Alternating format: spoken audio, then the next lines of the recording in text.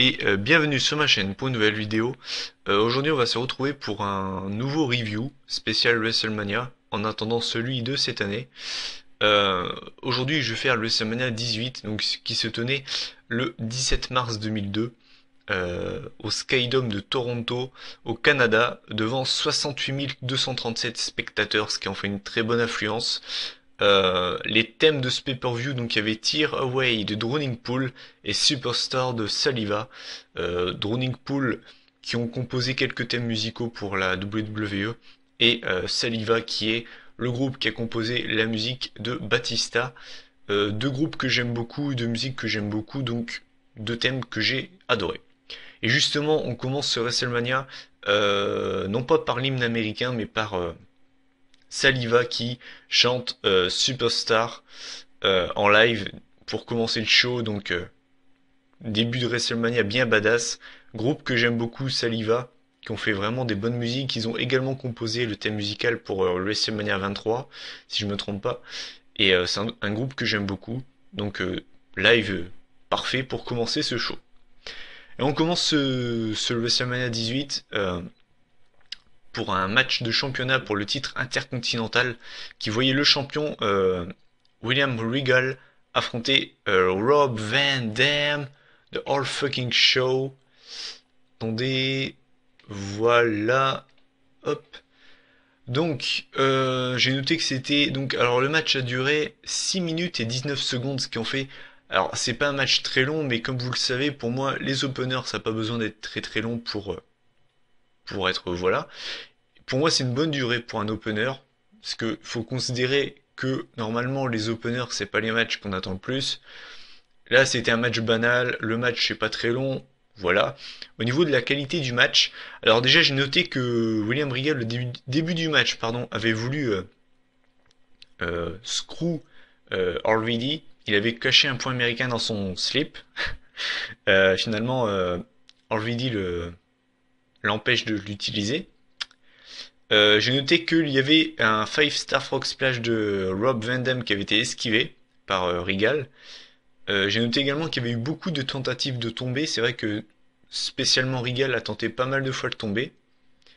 Plus tard, à la fin du match, on a Regal qui sort un deuxième point américain de son slip. Donc apparemment il avait pas mal de place. Je ne fais aucune supposition là-dessus.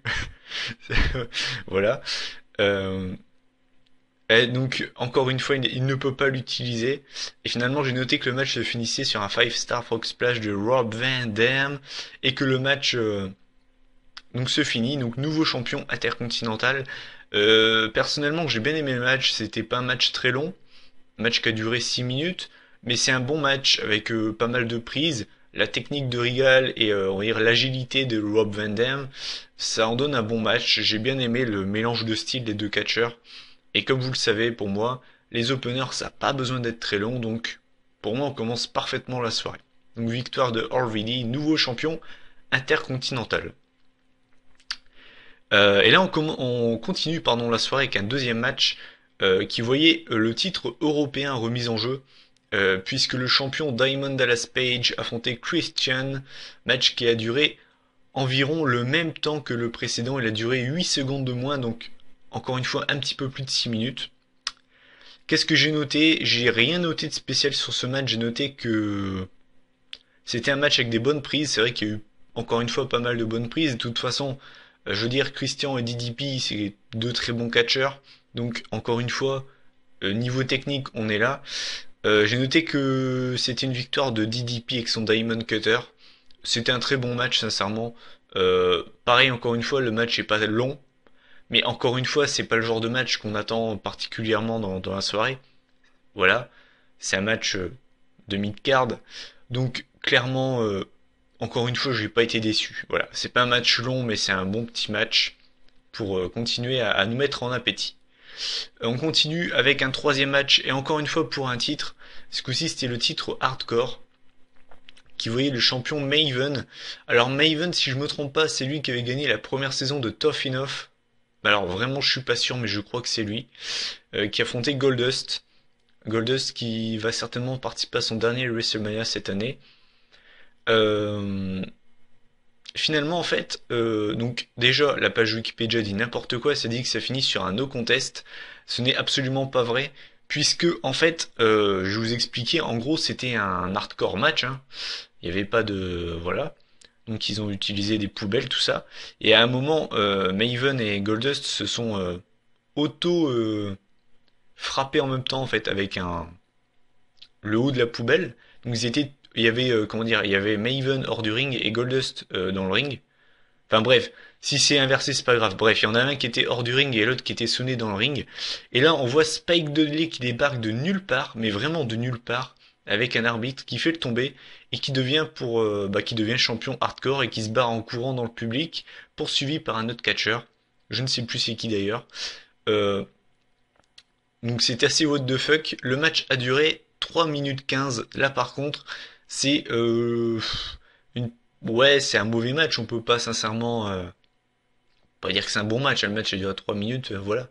Dommage qu'il soit aussi court. Je pense qu'on aurait pu vraiment avoir un bon petit match entre les deux. Mais vous allez voir que tout au long de la soirée, le titre hardcore va relever la note de ce match. Enfin, le match est, voilà, il est trop court, mais je veux dire, le titre hardcore va rattraper ce match. Vous allez voir plus tard. On a un nouveau live en direct. De toute façon, un live, c'est du direct. Voilà. C'était Drowning Pool qui interprétait Tear Away. Encore une fois, un très bon live. J'ai beaucoup aimé. Ensuite, on retourne en backstage et on voit Hurricane qui sort de nulle part, encore une fois, qui attaque Spike Dudley et qui devient champion hardcore. Pour ceux qui ne le sauraient pas, la spécificité du titre hardcore, c'était bon déjà les stipulations du match, de ce genre de match. Et au-delà de ça, c'était un titre qui était défendu 24 heures sur 24, 7 jours sur 7. Enfin moi ce qui me plaît beaucoup en fait. C'était assez marrant. Et c'est dommage que ce titre, moi j'aimerais beaucoup le revoir en fait. Au lieu d'avoir comment dire, des interviews en backstage boring ou bien des segments de merde en backstage comme on a à Raw, là au moins ce sera assez marrant quoi. Et moi personnellement ce truc-là m'a vraiment plu tout le long de la soirée. Donc on a Hurricane qui devient de nouveau champion hardcore. Et là on attaque un nouveau match qui voit donc pas de titre en jeu, un match simple qui a duré 10 minutes 45, ce qui en fait une bonne durée, et qui voyait donc Olympic Gold Medalist Kurt Angle qui affrontait The Big Red Machine Kane. Déjà la durée est bonne. Le match, sincèrement, je l'ai pas trouvé mauvais. Il était vraiment pas mal. J'ai noté qu'on a vu un choke slam duo des cordes. On a eu un angle slam suite à une tentative. Ah oui, c'est vrai. Attendez. J'ai écrit un petit peu n'importe comment. Euh... Ouais, ouais, voilà. Donc en fait, à un moment, on a Kurt Angle qui a voulu enlever le masque de Kane. Et donc Kane, forcément, l'a remis bien. Et pendant ce temps-là, il en a profité pour porter son Angle Slam. Finalement, ça n'a pas suffi. Ensuite, il a tenté le Ankle Lock. Sincèrement, pendant un moment, j'ai cru vraiment qu'il allait abandonner. Finalement, Kane n'a pas abandonné. Le match, en fait, se finit sur un choke slam contré en petit paquet. Et Kurt Angle se cède des cordes. Et sincèrement, le match était vraiment pas mal. Moi, j'ai beaucoup aimé. Enfin, franchement, c'est encore une fois, voilà, c'est pas le match qu'on attend de la soirée.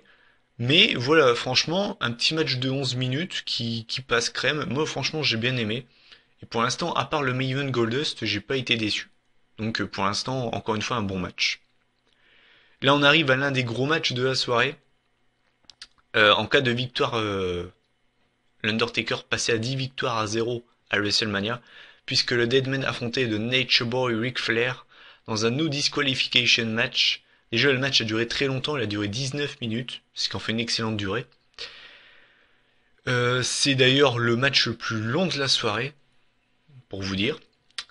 Qu'est-ce que j'ai noté dans ce match? C'est que la rivalité était quand même partie assez loin. Euh, En fait, l'Undertaker avait attaqué Arn Anderson, qui était à l'époque le meilleur ami de Ric Flair.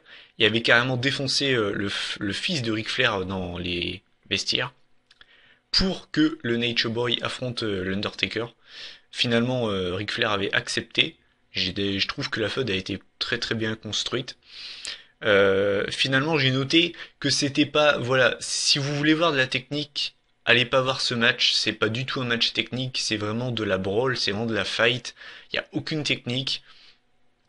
J'ai noté d'ailleurs que le match de Ric Flair se résumait à des atémies, et c'est sincèrement, je dis pas ça car j'aime pas Ric Flair, hein, mais sincèrement dans ce match, à part des atémies, il a pas fait grand-chose.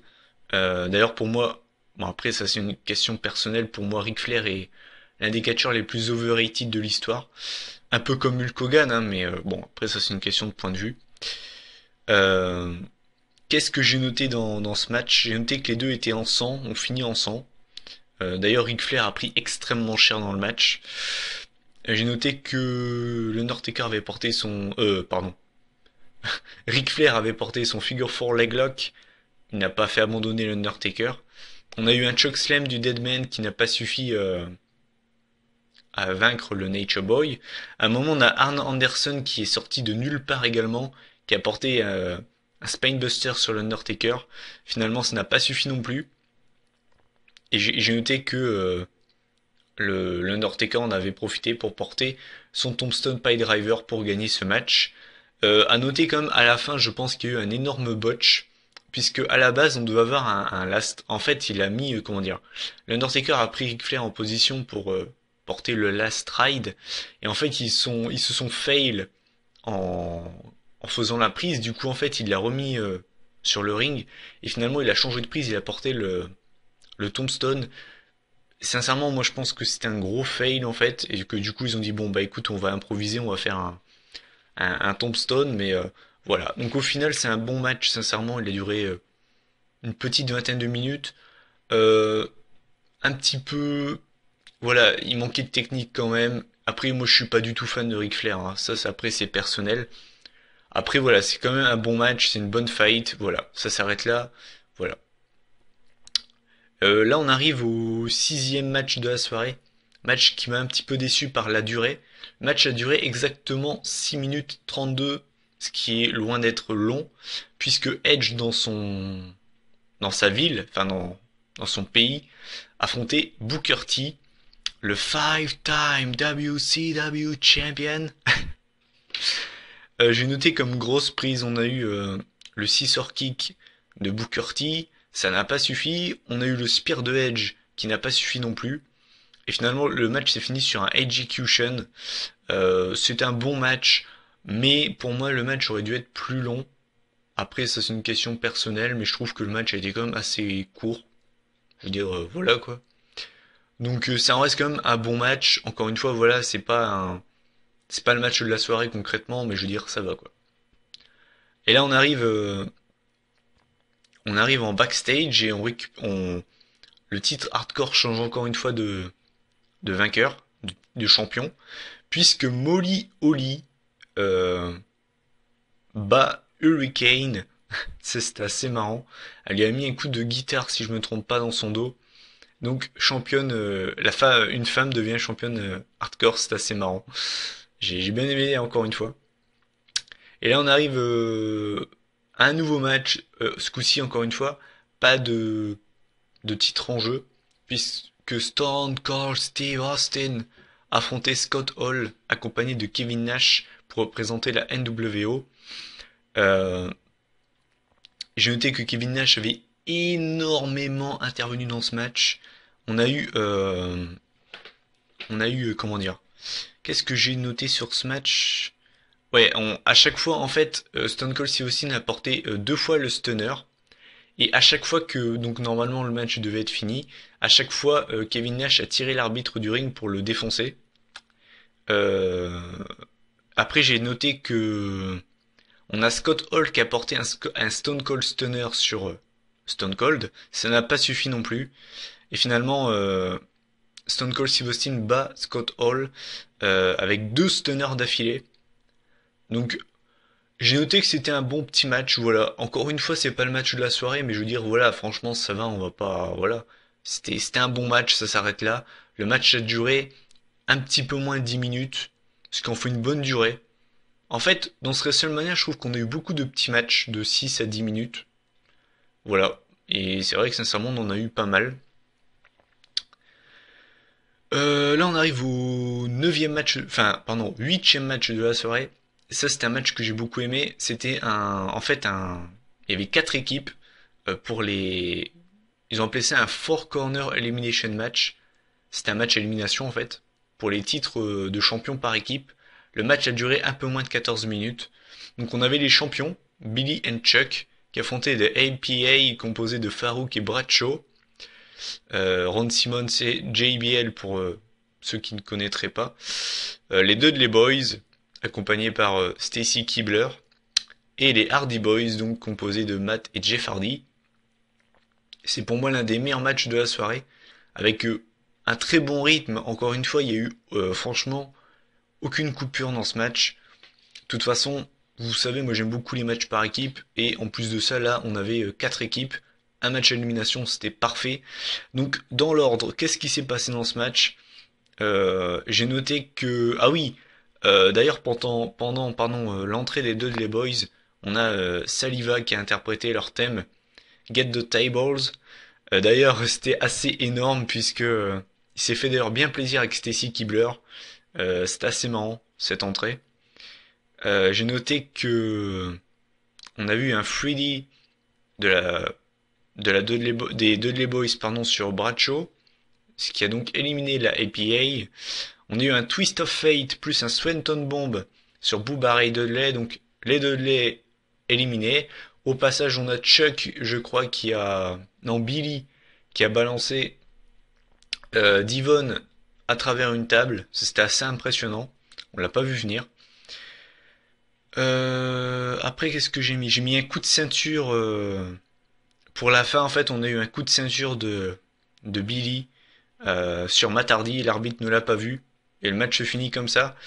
J'ai pas trop aimé la fin, mais ça en reste un très bon match par équipe. Sincèrement, voilà, c'était un bon match bien solide et voilà, encore un bon match pour ce WrestleMania. Euh, et là, on arrive à l'un des classiques de ce WrestleMania, puisque The Rock affrontait Hollywood Hulk Hogan si vous préférez. Match simple, aucun titre remis en jeu, mais sur le papier, voilà, ça vend du rêve clairement. Le match a duré très exactement 16 minutes, un petit peu plus de 16 minutes. J'ai noté que le public était à 2000% pour Hulk Hogan. D'ailleurs, il a eu une ovation exceptionnelle. Voilà, c'est comme je vous disais pour WrestleMania 19, à chaque fois que ce mec arrive à WrestleMania ou dans une salle, il a une putain d'ovation. C'est pour moi le plus grand catcheur en termes de popularité de l'histoire du catch. Loin d'être le meilleur, loin de là. Hein. In-ring, c'est même, je pense, voilà, une belle merde. Hein, faut le dire sincèrement. Hulk Hogan in-ring, voilà, c'est vraiment pas ça. Mais alors, en popularité, pour moi, il a pas d'égal, quoi. Sincèrement, il a pas d'égal. Qu'est-ce que j'ai noté dans ce match? On a eu un sharpshooter du Rock sur Hogan. On a eu un rock bottom de Hogan sur The Rock, ça c'était assez marrant. Mais ça n'a pas suffi, hein. Après, on a eu un rock bottom de The Rock sur Hogan ce coup-ci, ça n'a pas suffi non plus. Et suite à ce rock bottom et à ce simplement 2, on a le second souffle, le fameux second souffle de Hogan, avec à ce moment-là la foule a juste pété un plomb. Finalement ensuite il porte il fait son fameux enchaînement, porte son leg drop pour la fin. Et finalement, ça ne suffit pas. Le rock est toujours avec nous. Finalement, on a deux rock bottom du rock enchaînés, plus un people elbow qui conclut ce match. Qu'est-ce que j'en pense? Sincèrement, en considérant que Hulk Hogan n'est pas un catcheur, enfin en tout cas n'était plus du tout un catcheur à temps complet, en étant indulgent, sincèrement, on va dire que ça va. Je vais faire un petit peu comme le The Rock John Cena de WrestleMania 28. Je vais être indulgent. Sincèrement, le match n'était pas dégueulasse. Je dirais que c'était le match divertissant de la soirée. C'est un classique de WrestleMania et on va être gentil, sincèrement, ça va. Franchement, ça va. On a eu un match légendaire entre les deux. Et sincèrement, voilà, ouais. Franchement, ça va. Qu'est-ce que j'ai noté également? Oui, à la fin du match, on a... il se serre la main finalement. Ça, c'était assez bien. j'ai bien aimé. Finalement, on a Scott Hall et Kevin Nash qui reviennent, qui en gros lui reprochent d'avoir serré la main du Rock, qui lui disent non mais t'es pas bien ou quoi, et finalement qui attaque le Hogan. Et finalement, on a The Rock qui revient sur le ring pour sauver Hogan. Et finalement, les deux partent comme deux potes en fait. C'était assez marrant, moi j'ai bien aimé, sincèrement j'ai bien aimé. C'est clairement pas le meilleur match de l'histoire de WrestleMania, mais sincèrement, franchement, en connaissant les capacités de Hogan, je trouve que le match a été plutôt pas mal. Il est assez divertissant et voilà.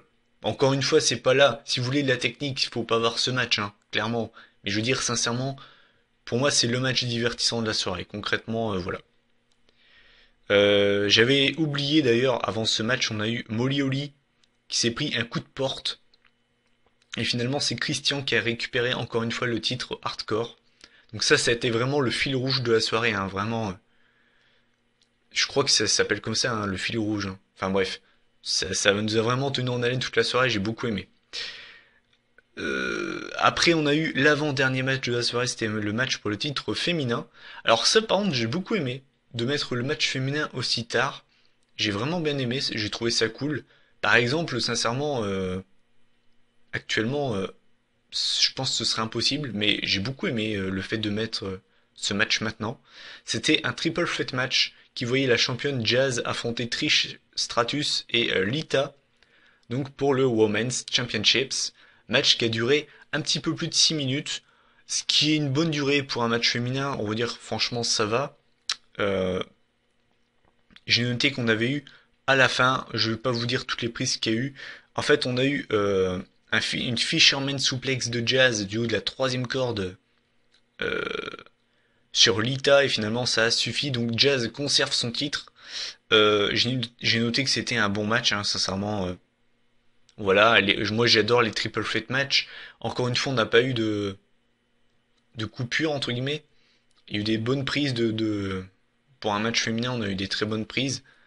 Et je regrette cette époque où le titre féminin était quand même beaucoup plus prestigieux que le titre diva actuellement. Surtout quand vous voyez la championne actuelle. Après ça c'est une question de goût, hein, mais sincèrement voilà. Donc on a eu un très bon match. Enfin un bon match, sincèrement un bon match de femmes, donc voilà. Et juste avant d'attaquer le main event, on a Christian qui avait appelé un taxi pour partir. Donc on le voit tout content avec son titre. Et finalement, on a Maven qui l'attaque dans le dos et qui redevient champion. Donc euh, au final, Maven a débuté la soirée champion et l'a fini champion. C'était assez marrant. Moi, j'ai beaucoup aimé. C'est le genre de truc comme ça, vous voyez, au lieu d'avoir des segments ridicules à WrestleMania, ou bien même à Raw ou SmackDown, où vous avez des trucs de merde, moi, je préférerais 100 fois avoir un truc comme ça. Je trouve ça beaucoup plus cool. Et franchement, voilà, moi j'ai bien aimé. Après, dites-moi ce que vous en pensez. Et là, on arrive au main event of the evening, puisque le champion, c'était le match pour le titre undisputed, pour le titre indisputé de la WWE. Match qui a duré un petit peu moins de 19 minutes. On avait donc le champion from Winnipeg, Canada, Chris Jericho, face à The Game, Triple H. J'ai noté qu'on avait eu le thème de Triple H qui avait été interprété par Drowning Pool. D'ailleurs, j'ai beaucoup aimé cette version. C'était pas Motorhead, mais ça rendait très très bien. Euh, Qu'est-ce que j'ai noté? On a eu donc comme grosse prise dans ce match, on a eu un figure 4 leglock sur Jericho de la part de Triple H, hommage à Ric Flair qui avait perdu plus tard dans la soirée. Finalement, vous vous en doutez, hein, ça n'a pas suffi. Après, qu'est-ce qu'on a eu comme grosse prise? On a eu un surpassement de Jericho sur Triple H du haut de la table des commentateurs. Enfin, sur la table des commentateurs. C'était pas mal, j'ai bien aimé. On a eu un Walls of Jericho. À noter également que, pour préciser, que Triple H cache... Oula, j'ai beaucoup de mal à finir ma vidéo, moi. Triple H catché avec un strap sur son genou, donc il faisait vendre qu'il était blessé au genou. Donc voilà pourquoi d'ailleurs Jericho s'est pas mal acharné sur son genou au début du match, ce qui était assez boring. J'aime pas trop les matchs comme ça où on a un catcheur qui se focalise sur la jambe ou sur le bras de son adversaire. J'aime pas trop, c'est assez chiant. Donc on a eu un Walls of Jericho, ça n'a pas suffi. On a eu, pour finir le match, on a eu un pedigree sur Stephanie McMahon. À noter que, à l'époque, elle était contre Triple H, hein, et un pedigree sur Jericho. Donc j'ai noté que c'était un bon main event, j'ai bien aimé, voilà, il y a eu pas mal de rebondissements. Donc voilà, c'était un bon match, voilà. Donc sincèrement, qu'est-ce que j'ai pensé de ce WrestleMania? Sincèrement, mon ressenti en fait sur le show, c'est que on a beaucoup de bons petits matchs, voilà. On a quelques gros matchs, enfin on a un ou deux vraiment bons matchs. On a beaucoup de bons petits matchs. Mais sincèrement, c'est pas le meilleur WrestleMania et j'avais des meilleurs souvenirs de ce show. Sincèrement, je le trouve. Il y a beaucoup de gens qui le classent parmi les meilleurs des meilleurs. Je le trouve un peu overrated, sincèrement. Je dis pas qu'il est mauvais, hein, attention, hein. Attention, hein, faut pas non plus exagérer. Mais voilà, je le trouve pas mal. Mais sincèrement, enfin, c'est un bon WrestleMania, mais voilà. Par exemple, je vais vous dire, moi, vraiment comme gros matchs qui m'ont marqué, je dirais. Vous voyez, je galère à vraiment. Pour moi, il y a pas vraiment de match qui ressort en fait de la carte. Voilà. Pour moi, il n'y a pas un match qui ressort concrètement de la carte. Après, je dis pas que qu'ils sont mauvais, attention. Pour moi, d'ailleurs, le seul mauvais match de la carte, c'est le Maven Goldust, qui est rattrapé par le fil rouge pour le titre hardcore pendant toute la soirée. Mais sincèrement, après, on n'a pas eu de match 5 étoiles pour moi, en tout cas. Après, c'est toujours mon avis, hein, mais voilà. Donc, si je devais le placer par rapport aux autres que j'ai fait, je le mettrais en dessous du 19 concrètement. Je le mettrais largement au-dessus du 28, hein, faut pas exagérer.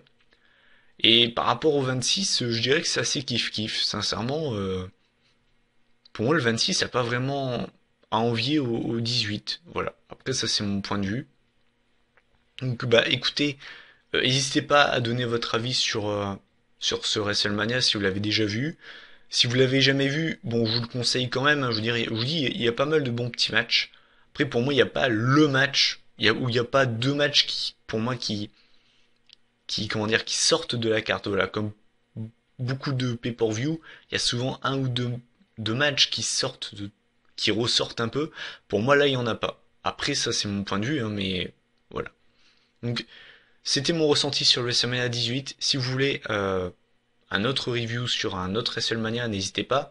On m'a déjà demandé le 20 et le 29. Donc, prochain, ce sera le 20 après le 29. Et bah moi, je vous dis à la prochaine pour une prochaine vidéo. Restez fans de catch. Et puis, je vous dis à la prochaine. Salut.